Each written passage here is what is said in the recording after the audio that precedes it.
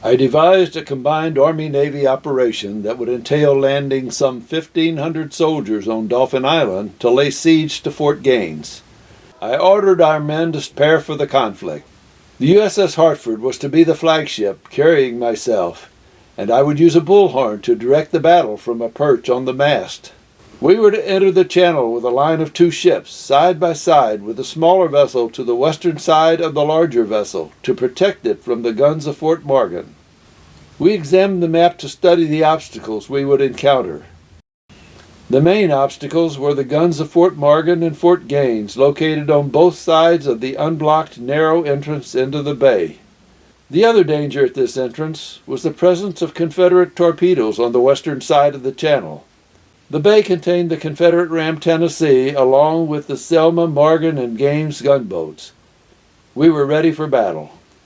Our fleet, led by the USS Brooklyn, started to the entrance at 5:45 a.m. under a cloudy sky with light southern and western wind. There was some difficulty, and the Hartford took over the lead.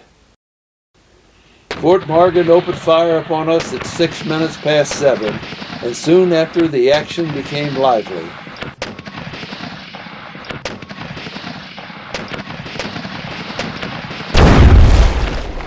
The Tecumseh was struck by a torpedo and sank, going down very rapidly and carrying with her all of her officers and crew, with the exception of the pilot and 8 or 10 men who were saved by a boat that I had sent from the Metacomet alongside of me.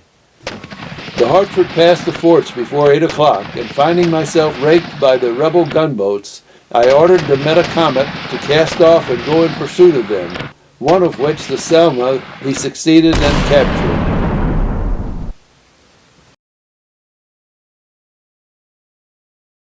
All the vessels had passed the forts by 8:30 o'clock, but the rebel ram Tennessee was still apparently uninjured in our rear.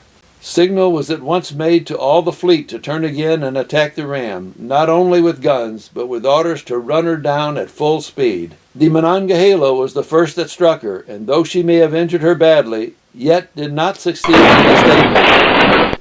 The Lackawanna also struck her, but ineffectually, and the flagship gave her a severe shock with her bow, and as she passed this port, her whole port broadside into her at a distance of not more than 12 feet.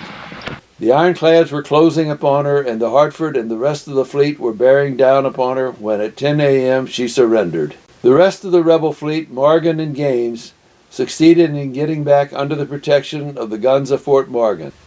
This terminated the action for the day. Confederate Admiral Buchanan sent me a sword, being badly wounded with a compound fracture of the leg, which it is supposed will have to be amputated. Having had many of my own men wounded, and the surgeon of the ram Tennessee being very desirous to have Admiral Buchanan removed to a hospital, I sent a flag of truce to the commanding officer of Fort Morgan, Brigadier General Richard L. Page, to say that if he would allow the wounded of the fleet, as well as their own, to be taken to Pensacola, where they could be better cared for than here, I would send one of our vessels, provided she would be permitted to return, bringing back nothing that she did not take out. General Page assented, and the Metacomet was dispatched.